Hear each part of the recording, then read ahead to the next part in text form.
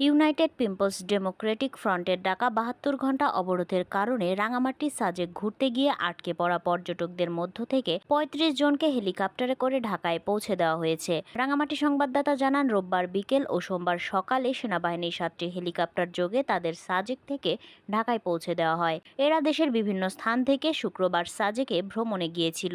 UPDF এর ৭২ ঘণ্টার অবরোধ কর্মসূচি সোমবার বিকেল ৫টায় শেষ হয়। মঙ্গলবার যানবাহন চলাচল শুরু হলে আটকে পড়া পর্যটকরা সাজেক থেকে নিজেদের গন্তব্যে ফিরতে শুরু করেন। সাজেক কটেজ মালিক সমিতির সভাপতি সুবর্ণদেব বর্মন বলেন, অবরোধের কারণে সাজেকে বহু পর্যটক সহ যানবাহন চালক ও শ্রমিক আটকে পড়েছেন। সেনাবাহিনীর সহায়তায় রোববার বিকেল ও সোমবার সকাল পর্যন্ত 7টি হেলিকপ্টার যোগে ৩৫ জনকে তাদের নিজ গন্তব্যস্থলে পৌঁছে দেওয়া হয়। অন্যরা মঙ্গলবার সকালে সড়ক পথে নিজ নিজ গন্তব্যে ফিরতে শুরু করেন। বাঘাইছড়ি উপজেলা নির্বাহী অফিসার শিরিন আক্তার বলেন, উপজেলা প্রশাসন ও সেনাবাহিনীর পক্ষ থেকে এই ব্যাপারে প্রয়োজনীয় পদক্ষেপ নেওয়া হয়। এতে কিছু পর্যটককে সেনাবাহিনীর সহযোগিতায় হেলিকপ্টার যোগে সোমবার সকাল পর্যন্ত তাদের নিজ গন্তব্যে পৌঁছানোর ব্যবস্থা করা হয়। বর্তমানে পরিস্থিতি স্বাভাবিক রয়েছে এবং অবরোধ শিথিল হয়েছে বলেও জানান তিনি।